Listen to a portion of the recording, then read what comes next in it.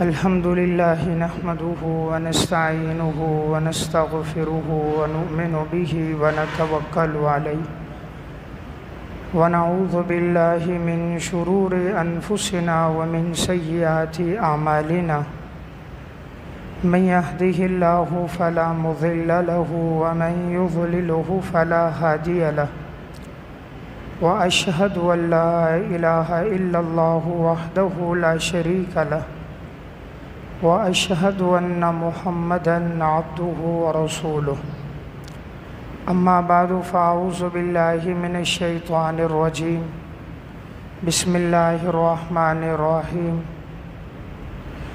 मन अमिल सालिहम मिन ज़करिन औ उन्सा व हुवा मुमिनुन फलनुह्यियन्नहु हयातन तय्यिबा वलनजज़ियन्नहुम अजरहुम बिअहसनि मा कानू यअमलून वक़ाल अल्लाहु तबारक व तआला फ़ी मक़ामिन आख़र वमन अअरज़ अन ज़िक्री फ़इन्न लहु मईशतन ज़न्का वनहशुरुहु यौमल क़ियामति अअमा क़ाल रब्बि लिमा हशरतनी अअमा वक़द कुन्तु बसीरा क़ाल कज़ालिका अततका आयातुना फ़नसीतहा वकज़ालिकल यौम तुनसा वक़ाल नबिय्यु सल्लल्लाहु अलैहि वसल्लम अल-कय्यिसु मन दाना नफ़्सहु व अमिल लिमा बअदल मौत वल आजिज़ु मन अतबअहु नफ़्सन हवाहा व तमन्ना अलल्लाह वक़ाल नबिय्यु सल्लल्लाहु अलैहि वसल्लम इत्तक़िल महारिम तकुन आबदन नास वर्ज़ बिमा क़समल्लाहु लक तकुन अग़नन नास व अहसिन इला जारिका तकुन मुअमिना व अहिब्ब लिन्नासि मा तुहिब्बु लिनफ़्सिका तकुन मुस्लिमा वला तुक्सिरिज़ ज़हिक फ़इन्न कसरतज़-ज़हिक तुमीतुल क़ल्ब रवाहु तिर्मिज़ी सदक़ल्लाहुल अज़ीम। मेरे इंतहाई वाजिबुल एहतराम काबिल सद एहतराम भाइयों, दोस्तों और बुज़ुर्गों, आज 24 रमज़ानुल मुबारक है और रमज़ानुल मुबारक का आज आखिरी जुमा है। एक दिन था कि रमज़ान की आमद से पहले इस्तक़बाल रमज़ान के हवाले से गुफ्तगू हो रही थी कि रमज़ान की आमद करीब है, और आज एक वक्त है कि आज रमज़ानुल मुबारक का चौथा और आखिरी जुमा है, जिसे जुम्मतुल वदा कहा जाता है कि ये आज अलविदाई जुम्मा है। यानी इंसान की ज़िंदगी कितनी तेज़ रफ्तारी के साथ गुज़र रही है कि अल्हम्दुलिल्लाह 24 तरावी मुकम्मल हो चुकी हैं, 23 रोज़े मुकम्मल हो चुके हैं, 3 जुमे मुकम्मल हो चुके हैं, आज चौथा जुमा है। तो इंसान बड़ी तेज़ रफ्तारी के साथ अपनी ज़िंदगी के मराहिल को तय कर रहा है।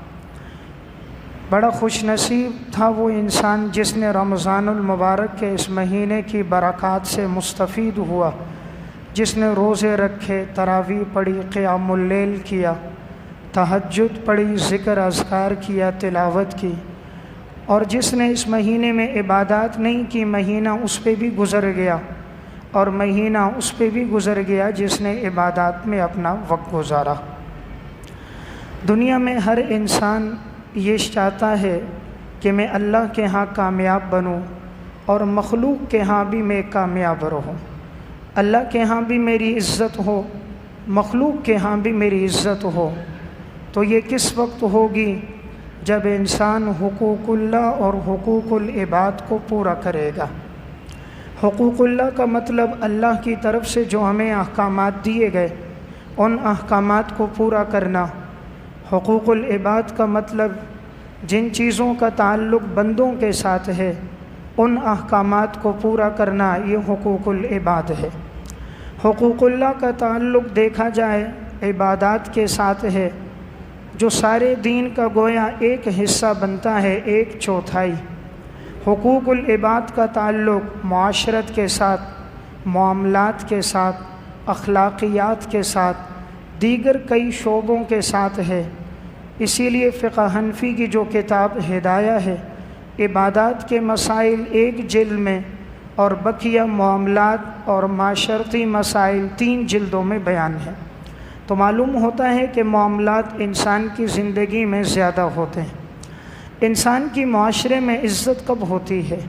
जब वो इन दोनों पैमानों को पूरा करता है, हुकूकुल्लाह को भी, हुकूकुल इबाद को भी। खुदा न करे इंसान अगर हुकूकुल इबाद में कोताही करता है तो माशरे में उसकी इज़्ज़त नहीं होती। हर इंसान उसे अच्छी निगाहों से नहीं देखता कि ये फ़लाँ शख्स सोम व सलात का माशाअल्लाह पाबंद तो है, लेकिन इसके मामलात ठीक नहीं हैं। हर इंसान उससे कतराता है, दुआ सलाम करने में भी, मामलात करने में भी। लोगों में उसकी नेक नामी नहीं रहती, हर जगह उसका तज़किरा बुराई के साथ होता है। तो हम एक नियत करके उठें, हुकूकुल्लाह के साथ साथ हुकूकुल इबाद के अंदर भी हम अपने मामलात को दुरुस्त करें। अल्हम्दुलिल्लाह इबादत करने वाले बहुत सारे अफराद होते हैं, लेकिन मामलात जिनके ठीक हों ऐसे बहुत कम लोग नज़र आते हैं। इसलिए अगर किसी इंसान को परखना हो तो देखा जाए उसके मामलात कैसे हैं, उसके साथ सफ़र किया जाए, उसके साथ नशिस्त व बर्खास्त की जाए तो मालूम हो जाता है ये किस पैमाने का इंसान है। खुदा न करे अगर किसी इंसान के मामलात अच्छे न हो तो दुनिया में उसके लिए रुसवाई भी होती है और बसा औक़ात अल्लाह दुनिया में उसे सज़ा भी दे देता है। बाज़ लोगों की ज़िंदगी मामलात के एतबार से बड़ी बदतरीन गुज़रती है और वो ये कहते नज़र आते हैं अगर हम हराम न खाएं, अगर हम सूद न लें, अगर हम रिश्वत न लें तो हमारे घर का चूल्हा नहीं जलता। आज अगर हम नाप तोल में कमी न करें तो बच्चों को पालना पोसना मुश्किल है। ये बहाना आज का ताजिर करता है। हालांकि ये तिजारत तो उस वक़्त से चली आ रही है। हज़रात सहाबा और सलफ़ ने भी तिजारत की, लेकिन वो लोग हराम के करीब नहीं गए। अपने मामलात को उन्होंने हमेशा ठीक रखा, नुकसान बर्दाश्त किया, लेकिन दूसरों को नुकसान नहीं दिया, ख़ुद नुकसान बर्दाश्त किया। ख़तीब बग़दादी रहमतुल्लाह अलैह ने तारीख़ बग़दाद में इमाम इब्न सीरीन रहमतुल्लाह अलैह के हालात में वाक़या लिखा। इन्होंने 40,000 दिरहम में ज़ैतून का तेल ख़रीदा। जब ये लेकर घर पहुँचे, चंद दिन गुज़रे थे कि अचानक कहीं से चूहा आया और ज़ैतून के तेल में गिर के वो मर गया। इन्हें मालूम हुआ तो इन्हें बाद साथियों ने मशवरा दिया कि जिस जानिब ये चूहा गिरा है उस जानिब के तेल को आप भले ज़ाया कर दो, लेकिन बाकी जो तेल है उसको फ़रोख्त कर दो, इसलिए कि इतनी बड़ी मालियत का तेल है। इमाम इब्न सीरीन रहमहुल्लाह ने फरमाया, नहीं, मेरा ज़मीर ये गवारा नहीं करता कि जिस तेल में चूहा गिरा हो मैं किसी मुसलमान को इसको फ़रोख्त कर दूँ। 40,000 दिरहम का वो तेल इन्होंने ज़ाया कर दिया, गिरा दिया, आगे फ़रोख्त नहीं किया। कहा कहीं ऐसा ना हो अल्लाह के यहाँ इस बारे में बासपुरस ना हो कि उस तेल के अंदर एक नापाक चीज़ गिर गई तो उसके गिरने के असरात होंगे। देखें, आज का मुसलमान होता तो वो फ़ौरन उसे बाहर फेंकता और उस तेल को फ़रोख्त कर देता, लेकिन उस दौर का क्या ईमान था, अल्लाह से क्या मज़बूत ताल्लुक़ था, सारे तेल को ज़ाया कर दिया लेकिन आगे फ़रोख्त नहीं किया। ख़तीब बग़दादी रहमतुल्लाह अलैह ने तारीख़ बग़दाद में वाक़या लिखा। हज़रत अब्दुल्ला बिन मुबारक रहमतुल्लाह अलैह शाम में थे। एक शख़्स से इन्होंने कलम लिया।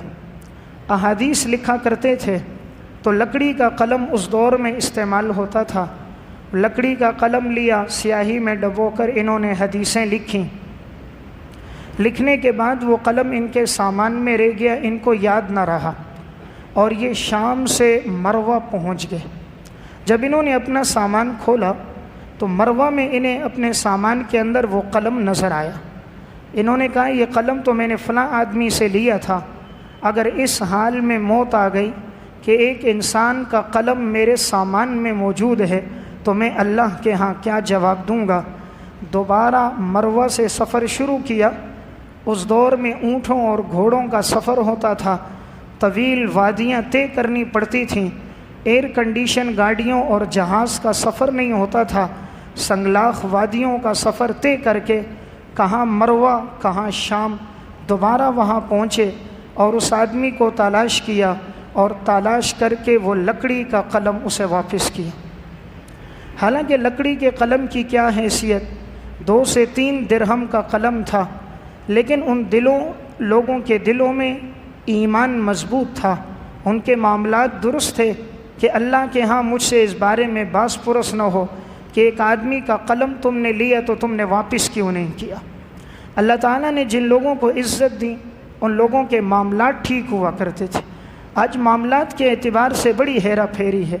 तकरीबन रेडी चलाने वाले से लेकर मुल्क के वज़ीर आज़म तक शायद ही कोई आपको ऐसा मिले जिसमें करप्शन ना हो, शायद ही कोई ऐसा हो जो धोखा न देता हो, शायद ही कोई हो जो ख़यानत न करता हो।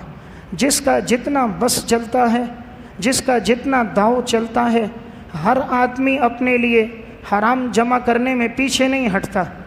हम बुरा तो दूसरों को कहते हैं, फ़लाँ बुरे, ख़ुद हम कितने अच्छे। हमने कभी अपने बारे में भी सोचा, जहाँ तक हमारा हाथ चला उन मामलात में हमने भी कितनी ख़यानत की है। याद रखें, अल्लाह अपने हुकूक़ को तो माफ़ कर देता है, लेकिन बंदों के हुकूक़ में कमी हो जाए तो बंदा माफ़ न करे तो अल्लाह भी माफ़ नहीं फरमाते। इमाम ज़हाबी रहमतुल्लाह अलैह ने अल-कबाइर में एक वाक़या लिखा। एक शख्स को किसी ने ख्वाब में देखा, पूछा अल्लाह ने आपके साथ क्या मामला किया। कहा मैं आज़ाब में मुब्तला हूँ। कहा किस वजह से मुब्तला हो। कहा एक आदमी से मैंने सुई ली थी अपने कपड़ों को सिलाई करने के लिए और मैंने वो सुई उसे वापस नहीं की थी, इस हाल में मेरी मौत आ गई, तो इस बारे में मुझसे बास पुरस है कि तुमने वो सुई लेकर उसे वापस क्यों नहीं की। अल्लाह अगर इंसान पर मुहासबा शुरू कर दें तो फिर सुई से लेकर बड़ी से बड़ी चीज़ तक इंसान ने फिर हर बात का जवाब देना होगा। एक शख्स का इंतकाल हुआ। इमाम अहमद ने किताब-उज़-ज़ुहद में वाक़या लिखा। इंतकाल के बाद किसी ने ख्वाब देखा, पूछा अल्लाह ने आपके साथ क्या मामला किया। फरमाया कि मैं आज़ाब में मुब्तला हूँ। कहा किस वजह से मुब्तला हो। कहा मैं लकड़ियाँ उठाया करता था, तो एक दिन मैंने कंधे पर लकड़ियाँ उठाई ले जाने लगा, तो दौराने सफ़र अचानक मैंने एक लकड़ी से थोड़ा सा एक तिनका तोड़ा ताकि अपने दांतों में खिलाल करूं। मेरे दांतों में गोश्त फंसा हुआ था, तो मैंने खिलाल किया और फिर मैंने वो तिनका नीचे फेंक दिया। अल्लाह के हाँ इस बारे में मुझसे बास पुरस हुई, तूने दूसरे की इजाज़त के बग़ैर उसकी लकड़ियों में से इस तिनके को तोड़ा क्यों, इस्तेमाल किया क्यों और बग़ैर इजाज़त के फेंका क्यों। तो अल्लाह अगर हुकूकुल इबाद का मामला है तो अल्लाह हिसाब फरमाते। इसलिए आज का जो जुम्मा है, एक नियत करके उठें, हुकूकुल्लाह के साथ साथ हुकूकुल इबाद के मामलात हमने ठीक रखने हैं। हमने हराम के करीब नहीं जाना। हलाल मिलना है तो औलाद को खिलाना है, और अगर हलाल नहीं मिलता तो उन्हें बता दे मैं तुम्हारी खातिर जहन्नुम में नहीं जा सकता, मैं तुम्हारी खातिर जहन्नुम का ईंधन नहीं बन सकता। जहन्नुम की आग दुनिया की आग से कई गुना सख्त है। उमर बिन अब्दुल अज़ीज़ रहमतुल्लाह अलैह का दौरे खिलाफत गुज़रा। बड़े नेक साले मुत्तकी इंसान थे। ईद की आमद इसी तरह करीब थी। घरवाली ने कहा आपके बच्चों के पास पहनने के लिए नया लिबास कोई नहीं। उमर बिन अब्दुल अज़ीज़ ने फरमाया जो तनख्वाह मुझे मिली थी वो तो इस्तेमाल हो गई, इसके अलावा तो मेरे पास कुछ भी नहीं। अहलिया ने कहा आप बैतुलमाल से 1 महीने की एडवांस तनख्वाह लेकर आ जाएं। उमर बिन अब्दुल अज़ीज़ बैतुलमाल के जो निगरान थे उनके पास गए, 1 महीने की तनख्वाह दे दो ताकि मैं अपने बच्चों के लिए कोई ईद की ख़रीदारी कर सकूं, उनके लिए लिबास बना सकूं। निगरान ने आगे से कहा अमीरुल मोमिनीन क्या आप गारंटी देते हैं कि 1 महीना आप ज़िंदा रहेंगे। उमर बिन अब्दुल अज़ीज़ ने सर झुका दिया, आँखों से आंसू बहने लग गए। फरमाया महीना तो दूर की बात, मैं तो 1 दिन की गारंटी भी नहीं देता। और फिर देखा लोगों ने 3 बर्रे आज़म का बादशाह, एशिया, अफ्रीका और यूरोप का बादशाह, जिसके मुल्क में कभी कोई जुल्म न हुआ, कत्ल न हुआ, जिसके दौर खिलाफत में भेड़िए ने बकरी पर हमला नहीं किया, जिसके दौर में ज़कात लेने वाला कोई नहीं मिलता था, गरीब के बच्चों के पास नया लिबास था, 3 बर्र आज़म के बादशाह के बेटों ने पुराना लिबास पहना था, जिनके लिबासों में पैबंद लगे हुए थे। उन्होंने अपनी घरवाली से कहा, मैं औलाद की खातिर हराम नहीं ले सकता, मैं औलाद की खातिर जहन्नुम का ईंधन नहीं बन सकता कि मैं उनकी खातिर हलाल और हराम को जमा करूं। मज़े औलाद ले और अल्लाह के यहाँ हिसाब व किताब मुझसे हो। ज़िंदगी ऐसी गुजार कर गए थे। यही उमर बिन अब्दुल अज़ीज़ हैं, घर में बैठे हैं, अपनी घरवाली से कहते हैं, बेटी को आवाज़ दी, पानी लेकर आओ। उन्होंने आने में ताख़ीर कर दी। पूछा, बेटी को इतनी देर से बुलाया, वो आई नहीं। अमीरुल मोमिनीन उनका लिबास फट चुका है, वो दरवाज़ा बंद करके अपने कपड़ों को सिलाई कर रही हैं, इसलिए आने में ताख़ीर हो गई। ये 3 बर्र आज़म का बादशाह क्या अपनी बेटियों को नया लिबास लेकर नहीं दे सकता था? लेकिन इन लोगों के सामने आखिरत की ज़िंदगी थी, अपने मामलात को इन्होंने दुरुस्त रखा था। तो अल्लाह ने फिर ऐसी इज़्ज़त अता फ़रमाई कि जब दुनिया से गए हैं और जब इनको कब्र में रखा, इन्होंने एक बात फरमाई थी कि देखना मेरी मौत के बाद मेरे साथ क्या होता है, इसलिए कि मैंने बहुत से हुक्मरानों को दफन किया, जैसे दफनाया गया उनका चेहरा क़िबले से तब्दील हो गया, उनके चेहरे स्याह हो गए, देखना मेरे साथ क्या होता है। उमर बिन अब्दुल अज़ीज़ को कब्र में रखा गया।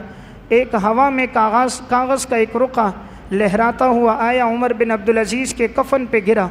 जब देखा तो उस पर लिखा था, बिस्मिल्लाहिर्रहमानिर्रहीम, बराअतुम मिनल्लाहि मिन उमर इब्न अब्दुल अज़ीज़ मिनन्नार। शुरू अल्लाह के नाम से जो बड़ा मेहरबान नहायत रहम वाला है, हमने उमर बिन अब्दुल अज़ीज़ को जहन्नुम से बरी कर दिया। अल्लाह ने जन्नत का सर्टिफिकेट दुनिया में अता कर दिया। ये वो लोग थे जिनके मामलात ठीक थे, इसलिए इंसान अपने मामलात को बिल्कुल दुरुस्त रखे। इमाम गज़ाली रहमतुल्लाह अलैह ने इह्या उलूमुद्दीन में लिखा, एक बुज़ुर्ग के इंतकाल का वक्त करीब था, चंद लोग उनके पास आए इयादत करने के लिए। दिया जल रहा था, बातचीत हो रही थी, उनके लिए दुआएं कर रहे थे। अचानक क्या देखा, उनका मरज़ुल मौत शुरू हुआ और उनका इंतकाल हो गया। तो जो दिया जल रहा था उसे बुझा दिया। किसी ने पूछा कि हज़रत दिया क्यों बुझा दिया, सारे कमरे में अंधेरा हो गया। फरमाया, इसलिए बुझा दिया कि इस दिए में जो तेल था वो इस शख्स का तेल था। जब तक ये ज़िंदा था तो वो तेल जल रहा था, हम रोशनी ले रहे थे। अब इसका इंतकाल हो गया, अब इसका ये सारा माल इसके वरसा का माल है, इस तेल के अंदर भी इसके वरसा का हक़ है। अब जब तक तमाम वारिस इजाज़त न दें, इस तेल का इस्तेमाल हमारे लिए जायज़ नहीं है, इसलिए हमने दिए को बुझा दिया। ये वो लोग थे जिन्होंने अपने मामलात इतनी बारीक बीनी के साथ तय किए थे, मामलात में इतनी एहतियात के साथ ज़िंदगी गुजारी थी। आज अगर फ्रूट बेचने वाला भी है, मंडी से आप फ्रूट ख़रीद के लाते हैं, ऊपर के सेब सही होंगे, नीचे सारी पेटी ख़राब होगी। ऊपर का फ्रूट अच्छा होगा, नीचे कार्बेट का बना हुआ ख़राब होगा। यानी रेडी चलाने वाले से गवर्नर तक शायद ही कोई ऐसा मिलता हो जो ख़यानत न करता हो, जो धोखा न देता हो। किसी मोटरसाइकिल वाले के पास चलें, सामान 200 का लगेगा, वो बिल 700 का बना कर देगा। किसी डीप फ्रीज़र वाले के पास चलें, एक के पास आप फ्रीज़र लेकर जाएं, वो कहेगा 1500 का ख़र्चा, दूसरा कहेगा 3000 का ख़र्चा, तीसरा 4000 का बिल बनाएगा। फ्रिज एक है लेकिन हर दुकानदार का बिल अलग अलग नज़र आएगा। जनरेटर ख़राब है, आप लेकर चलें, एक बिल 1000 का बनाएगा, दूसरा कहेगा 2200 का ख़र्चा है, तीसरा कहेगा हज़रत 3000 का ख़र्चा है। हर एक का बिल दूसरे से अलग नज़र आएगा। आप किसी गाड़ी में सफ़र करें, वो देखेंगे अगर ये नया नया यहाँ आया है, कराची का रहने वाला नहीं है, 200 रुपये किराया हो तो 800 रुपये लेंगे। 5 मिनट का सफ़र होगा, वो तवील सफ़र तय करके बताएंगे ये तो हम फ़लाँ जगह से आपको घुमा के लेकर आए, वहाँ से चक्कर लगवा कर 600 रुपये ले लेंगे। पेट्रोल डालने वाला पेट्रोल डालेगा, 200 रुपये का पेट्रोल है, 170 का डालेगा, 30 रुपये हराम के अपने पास रोकेगा। कौन है जो हराम नहीं खा रहा? फिर शिकवा क्यों करते हैं कि सास बहू का झगड़ा, फिर गिला क्यों करते हैं कि बाप बेटे का झगड़ा, फिर क्यों शिकवा करते हैं कि बरकतें रूठ गई। जो रब की नाफरमानी करे वो कभी सुकून भी पा सकता है। जो मामलात हराम के साथ तय करे उसकी औलाद कभी फर्मा बरदार भी हो सकती है। एक दुकानदार के पास मोबाइल लेकर जाएं, वो कहेगा 500 का ख़र्चा, दूसरे के पास लेकर चलें 1500 का खर्चा, मोबाइल एक, सामान एक, हर जगह तफावत क्यों, हर जगह फ़र्क क्यों नज़र आ रहा है। आज का ताजिर चाहता है जितना हो सके दूसरे को लूटो, अपने जेब में ज़्यादा से ज़्यादा है। ये किसके लिए जहन्नुम का ईंधन जमा कर रहा है? उन औलाद के लिए जो बुढ़ापे में फिर मुंह में चम्मच के साथ पानी डालने के लिए भी तैयार नहीं होते। इंसान के जिस्म में रिज़्क़ की मिसाल पेट्रोल की है। जैसे गाड़ी पेट्रोल पर चलती है, इंसान का जिस्म रिज़्क़ पे चलता है। पेट्रोल अगर ठीक ना हो तो गाड़ी सही नहीं चलती। रिज़्क़ हराम का हो तो फिर आँख ठीक नहीं देखती, कान ठीक नहीं सुनता, ज़बान ठीक नहीं बोलती, हाथ ठीक काम नहीं करते, पाँव हक के काम की तरफ चल कर नहीं जाते। फिर जिन औलादों को हराम खिलाया होता है ये मुस्तक़बिल का सहारा नहीं बनते, फिर ये मुल्क और मिल्लत के पासबान और दीन के तर्जुमान नहीं बनते, ये नेक नामी नहीं बदबख्ती का ज़रिया बनते हैं। याद रखा जाए, जिनके मामला ठीक न हुए दुनिया में अल्लाह ने उनको सज़ाएँ दी हैं। मुकाफ़ात अमल में डॉक्टर अब्दुल गनी फ़ारूक ने एक वाक़या लिखा। एक शख्स की ज़िंदगी करप्शन में गुज़रती थी, सारी ज़िंदगी रिश्वत लेना, करप्शन लेना उसका काम था। इस शख्स के 2 बेटे और 3 बेटियां थीं। एक दफ़ा अपने बच्चों को तफरी के लिए लेकर गया, नहर के किनारे जा रहे थे, एक टांगे वाले को देखा। बच्चों ने कहा अब्बा जी टांगे में बैठकर सफ़र करते हैं, नहर के किनारे ठंडी हवा भी लगेगी और पानी का नज़ारा भी करेंगे। टांगे वाले को रुकवाया, अपने दोनों बेटों को, दोनों बेटियों को उसमें बिठा लिया। टांगे वाला सफ़र अब तय कर रहा था, अचानक चलते चलते घोड़ा बिदक गया, बिदकते ही नहर में छलांग लगा दी। दोनों बेटे भी पानी में डूब के मर गए, दोनों बेटियां भी पानी में डूब के मर गए। जब चारों का जनाजा एक दिन में उठा, फिर इस शख्स की हालत ये थी कि इसके दिमाग ने काम करना छोड़ दिया था, दिमाग इसका मफलूज हो गया। घरवाली को पता चला तो वो भी नीम बाख्ता हो गई, हवास ने काम करना छोड़ दिया। चंद दिन अहलिया ज़िंदा रही, गम बर्दाश्त न हुआ, इस गम में वो भी दुनिया से चल बसी। चंद सालों के बाद ये भी एड़ियाँ रगड़ते हुए चला गया। किसके लिए हराम जमा किया था? उन औलाद के जनाजे खुद उठाए, उन औलादों को तड़पता खुद देखा, उन औलादों को कंधा खुद दिया, उन औलादों को अपनी आँखों के सामने मरता खुद देखा। लेकिन इंसान भी कैसा नादान है, वो कहता है हराम न खाऊं तो चूल्हा कैसे जलेगा, यतीम के मुंह से नवाला न खींचूं तो जायदाद कैसे बनेगी। बास ताजिर कहने लगे मौलाना साहब हराम न खाएं तो जायदादें नहीं बनती। हाँ, जायदादें तो नहीं बनती, दोज़ख तो बनती है, जहन्नुम का ईंधन तो इंसान बन जाता है। वो माल किस काम का है जो दुनिया में भी सुकून न दे, आखिरत में भी सुकून न दे? वो पैसा किस काम का कि जो औलाद को नाफरमान बना दे? वो दौलत किस काम की जो बीवी को बद अखलाक बना दे? वो दौलत किस काम की जो रात का सुकून इंसान से छीन ले, इंसान से दिन का इत्मीनान छीन ले? वो दौलत किस काम? इंसान पैसा क्यों कमाता है? इत्मीनान और सुकून के लिए। दौलत क्यों कमाता है? राहत के लिए। जो दौलत राहत का ज़रिया न बने वो दौलत न रही, वो इंसान के सुकून का ज़रिया नहीं। इन्होंने इसी में एक वाक़या लिखा।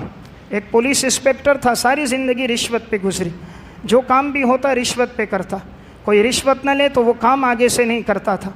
याद रखें, जो हराम खाते हैं उन्हें कभी भी आराम नहीं मिलता, हराम खाने वाले को आराम नहीं मिलता, इत्मीनान नहीं मिलता, बेसुकूनी में ज़िंदगी गुजर जाती। इस शख्स ने भी हराम खाया, अपनी औलाद को भी हराम खिलाया। एक इसका बेटा था, 2 बेटियां थी।